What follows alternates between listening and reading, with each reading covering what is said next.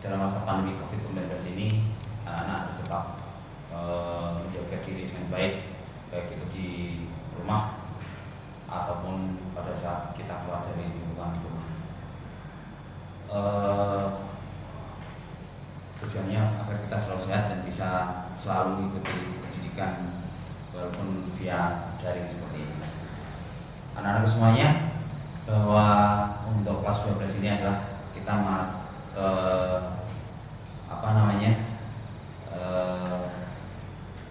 pertemuan awal dari semester 1 ini.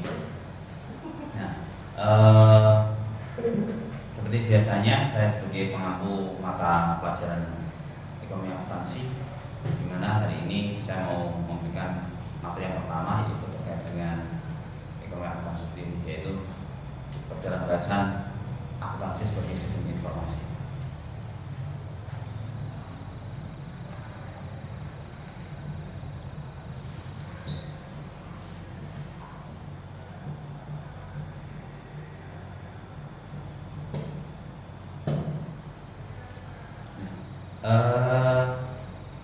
Di sini ada akuntansi sebagai sistem informasi. Jadi di situ kita harus jelas bahwa sebelumnya kita harus tahu apa sih akuntansi itu. Nah, maka tolong disimak baik-baik. Walaupun kita hanya sebentar saja, tapi saya berharap dalam sebentar kita bisa mewakili untuk mengupas materi ini. Akuntansi itu dikatakan sebagai suatu seni untuk mencatat, kemudian meringkas, kemudian menganalisis, dan terakhir yaitu nanti melaporkan data itu dengan yang berkaitan dengan transaksi keuangan dalam suatu usaha atau dalam suatu bisnis. Jadi di sini saya ulangi lagi, yaitu kegiatan mencatat, saya tulis ya, mencatat, meringkas, melaporkan. Ini menjadi satu bagian yang tidak boleh dilepaskan. Ditambah lagi satu, di sini nanti ada sebelum dilaporkan harus dianalisa. Nah, kenapa? Karena setelah dilaporkan ini, sebelum dilaporkan ini dianalisa agar laporannya menjadi suatu yang benar di situ. Nah, kemudian akuntansi sebagai sistem informasi. Jadi apa? Jadi kalau kita sudah mengetahui akuntansi itu tadi dikatakan sebagai ilmu untuk mencatat, ilmu untuk meringkas, ilmu untuk menganalisa, dan ini melaporkan terkait dengan transaksi keuangan, baik itu perusahaan nirlaba ataupun perusahaan yang mencari laba. Jadi di situ dikatakan akuntansi sebagai informasi bahwa nanti apa yang kita lakukan ini akan menjadi suatu bahan untuk kita berikan menjadi suatu informasi.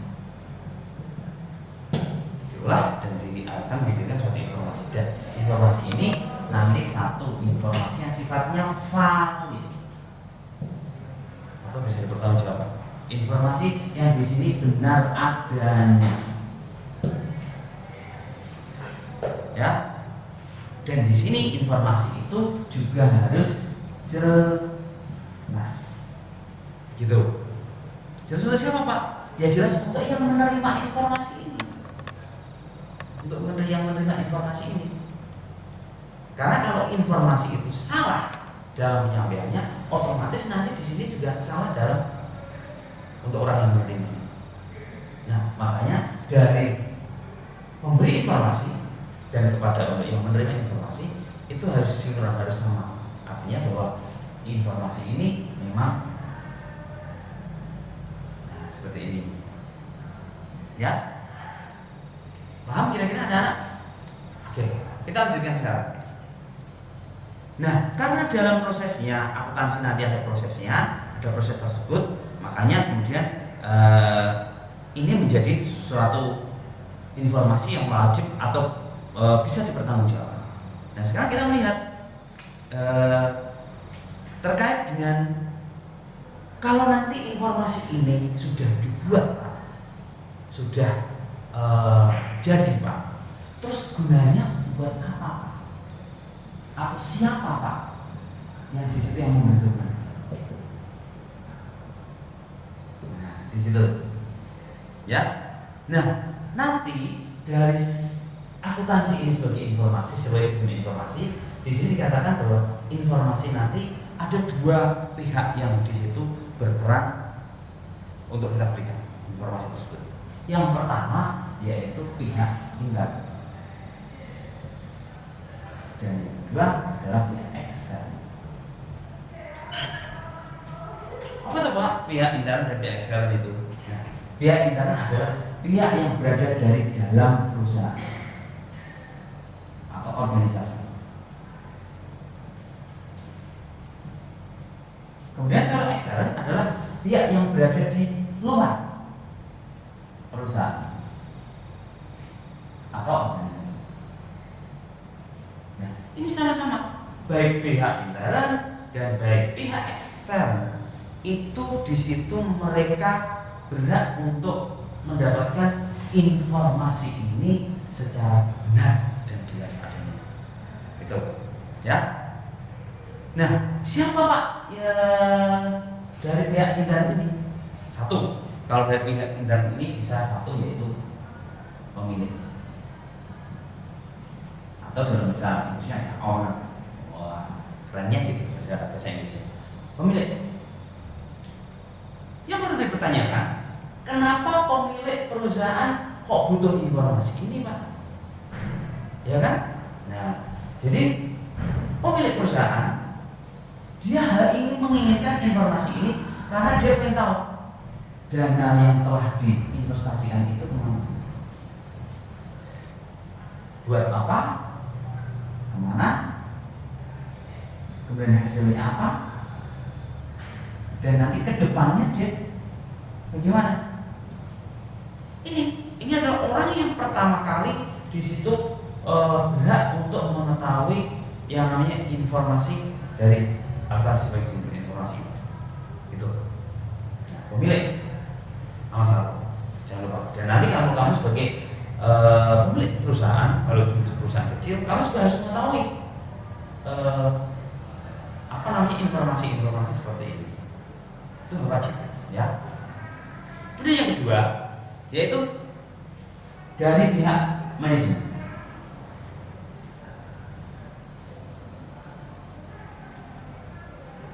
Kenapa dari pihak manajemen kok di situ ingin mengetahui informasi terkait dengan akuntansi juga?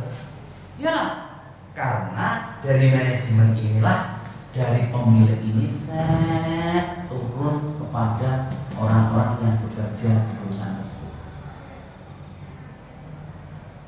Baik itu di level atas manajer sampai di level bawah pegawai.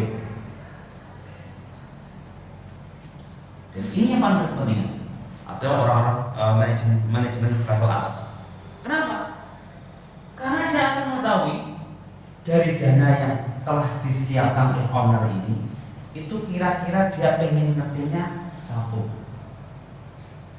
kemajuan perusahaan bagaimana, ada kemajuan atau tidak. Kemudian yang kedua, apakah dana sudah digunakan secara efektif, efisien, sesuai waktu, sesuai dengan plafon perencanaan. Kemudian termasuk juga salah satunya hasil yang telah dicapai, termasuk salah satunya yaitu kurang lebih kira-kira pasar perusahaan itu sekarang berada di mana, dan kemudian nanti ke depannya itu ada rencana apa. Itu terkait dengan manajemen, ya. Nah, di sini karena manajemen menjadi bagian penting dari pajak tahanan dari owner atau pemodal. Jadi di sini manajemen bertanggung jawab penuh terkait dengan dana yang telah digelontorkan atau dana yang telah diberikan untuk organisasi atau untuk lembaga ataupun untuk perusahaan tersebut. Kemudian selanjutnya ketiga untuk pihak intern, yang ketiga ini satu, ini yang kedua, dan ini yang ketiga. Saya tulis di sini ya. Jadi yang ketiga itu adalah karyawan.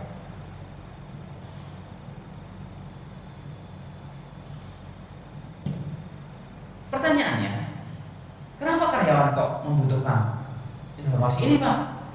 Kan karyawan cukup kalau dia sudah bekerja, dia sudah mendapatkan gaji, itu sudah cukup buat mereka. Oh enggak bisa seperti itu. Jadi karyawan ini juga berhak mendapatkan informasi ini karena dalam sistem manajemen modern karyawan ini sebagai aset perusahaan. Jangan lupa bahwa karyawan adalah menjadi aset perusahaan, bukan orang yang hanya bekerja pada perusahaan tersebut, tidak, tapi aset. Ya, kalau aset dikatakan kalau asetnya bagus, karyawannya bagus, insya Allah perusahaan juga akan maju. Nah, tapi kan karyawannya kurang bagus atau dalam skillnya kurang, kemungkinan perusahaannya juga kurang untuk akan tetap cepat merangkak dan seperti itu. Nah sekarang apa gunanya karyawan untuk mendapatkan informasi ini? Nah, ya jelas dong, satu terkait dengan gaji. Wajar dong Pak, saya ini bekerja di perusahaan multinasional. Ya, saya bekerja di perusahaan yang kategorinya seperti ini dengan laba yang cukup besar. Kenapa gaji kita kok kecil, Pak? Nah, di situ. Jadi di sini karyawan akan mengetahui kira-kira kondisi keuangan perusahaan itu seperti apa. Kalau karyawan mengetahui kondisi keuangan itu seperti apa, jadi dia akan mengetahui atau memahami saya kira-kira posisinya akan bagaimana terkait dengan gaji saya. Gitu. Jadi dia misal katakanlah kalau perusahaannya maju, dia pasti akan bilang, Pak, satu gaji saya dong Pak, harus diperbaiki dong Pak, kayak gitu. Yang kedua mungkin bonus. Nah, sama bonus. Pak, ini perusahaan mencapai profit yang luar biasa, supaya perusahaan sehat. Pak, minta bonusnya dong Pak, biar kita lebih enak bekerja, lebih semangat. Oh iya, nah seperti itu. Ditambah lagi yang kedua selanjutnya, termasuk salah satunya itu ini penting THR, tunjangan hari raya. Itu penting juga. Kenapa? Karena tunjangan hari raya ini walaupun nanti dapat gaji 1 bulan penuh, biasanya juga habis untuk beli makanan dan lain-lain. Ini penting. Nah, ini dari pihak intern ada 3. Saya ulangi lagi, dari sisi intern ada memilih, owner, ada 2 ada manajemen, dan yang ketiga ada karyawan. Paham kira-kira terkait dengan siapa sajakah yang membutuhkan akuntansi ini sebagai suatu informasi? Kalau sudah, kita lanjutkan. Sekarang kita pakai dari Excel, ya, Excel.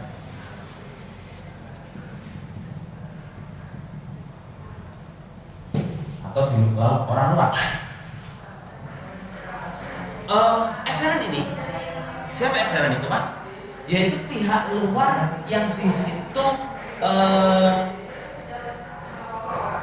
ingin mendapatkan atau bisa mendapatkan informasi terkait manajemen akuntansi ini. Siapa? Yang pertama yaitu kreditur. Apa itu Pak kreditur? Kreditur adalah orang yang memberikan kredit. Suka aneh-aneh, nggak usah aneh-aneh orang berikan kredit. Ada orang yang memberikan utang, gitu aja. Menurut orang itu wes, ya, orang yang memberikan utang. Utang kepada siapa? Kepada perusahaan ini. Nah, ini karena kreditur itu orang yang memberikan utang kepada perusahaan ini. Wajar dong kalau mereka juga ingin mengetahui informasi dari akuntansi ini. Oh, perusahaan ini kira-kira duitnya kayak apa sih? Tak duit suntikan seperti itu larinya kemana? Dipakai untuk apa? Dipakai untuk perusahaan atau cuma korupsi kabeh? Nah ini yang repot. Makanya dia wajar, dia berhak bertanya untuk apakah uang atau investasi yang sudah saya berikan kepada mereka. Itu. Kemudian yang kedua, ini biasanya di akal ya, yang paling utama. Yang kedua adalah investor. Investor itu adalah orang yang memberikan investasi atau yang berinvestasi ke kita. Jadi ini sifatnya adalah perorangan. Nah, sama orang kaya tidak akan langsung memberikan dananya bimsalabim kepada perusahaan dan kemudian perusahaan itu dia tidak akan mengetahui, tidak akan pengen duitku hilang nggak masalah. Nggak ada kayak gitu, nggak ada. Jadi semuanya investor juga akan dan pengen mendapatkan keuntungan dari investasi yang dia berikan di situ. Ya, coba kalau kamu berikan investasi kepada perusahaan teman kamu ingin untung atau tidak? Jelaslah. Nah, itu. Kemudian selanjutnya, yang ketiga, yaitu ada pihak lain dari eksternal yang lebih juga penting, yaitu pemerintah. Nah ini apa pemerintah? Nah kalau pemerintah fungsinya di situ dia ingin mengetahui karena pemerintah itu sudah membantu. Jadi pemerintah di sini setidaknya membantu perusahaan. Makanya di sini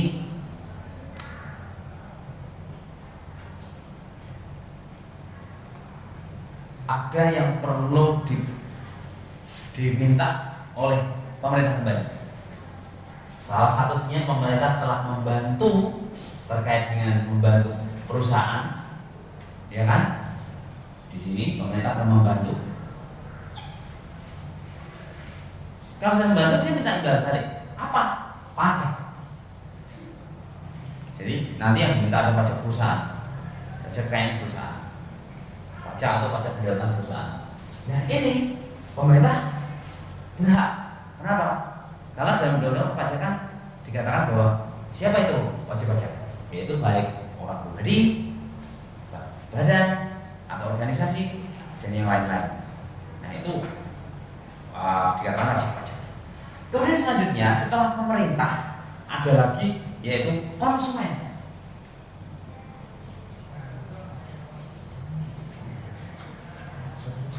Konsumen. Ya, konsumen ini juga menempati sesuatu yang penting karena konsumen itu juga salah satunya yaitu dia nanti ingin mengetahui terkait tidak hanya produknya saja, tetapi di situ salah satunya ingin mengetahui salah satunya yaitu sama juga laba rugi perusahaan.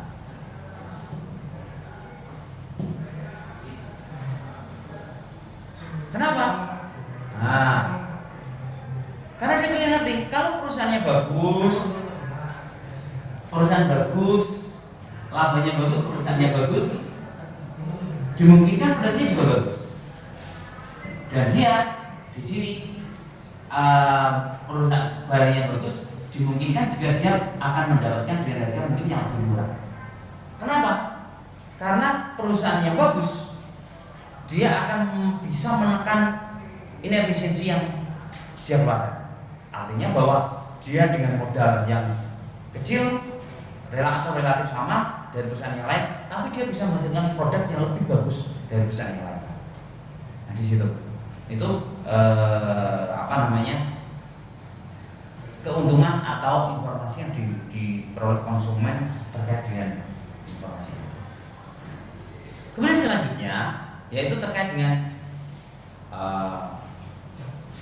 masyarakat.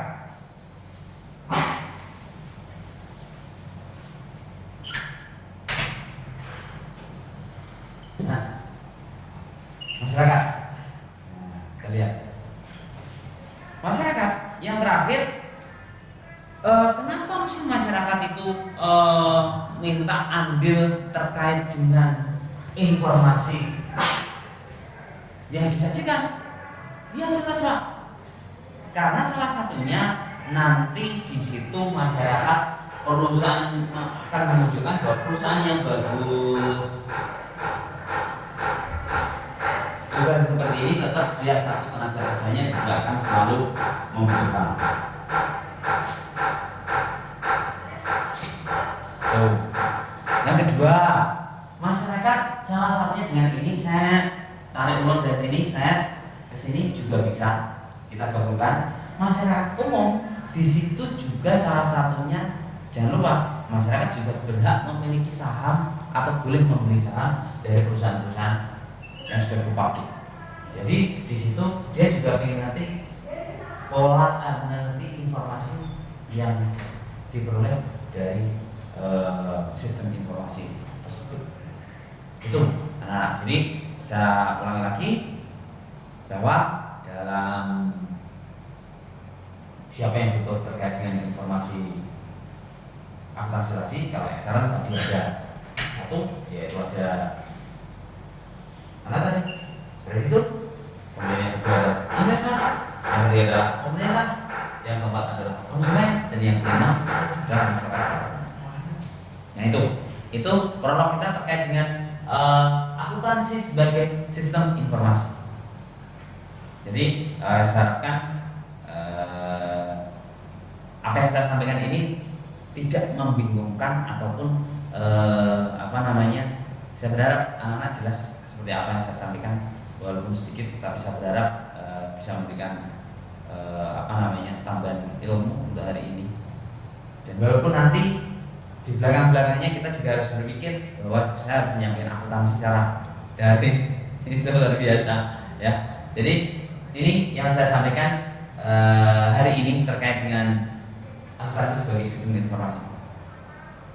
Oke, kalau ada pertanyaan bisa langsung japri ke saya. Saya pikir cukup atau saya ulas lagi. Jadi akuntansi sebagai sistem informasi yaitu seni untuk mencatat, seni untuk meringkas, seni untuk menganalisa tadi, dan seni untuk melaporkan. Setelah itu kita jadikan sebagai suatu informasi, dan yang di situ nanti ada yang meminta informasi tersebut baik pihak intern dan eksternal seperti yang dijelaskan tadi. Paham ya? Nah, itu. Demikian dari saya hari ini terkait dengan akuntansi sebagai sistem informasi. Terima kasih. Assalamualaikum warahmatullahi wabarakatuh.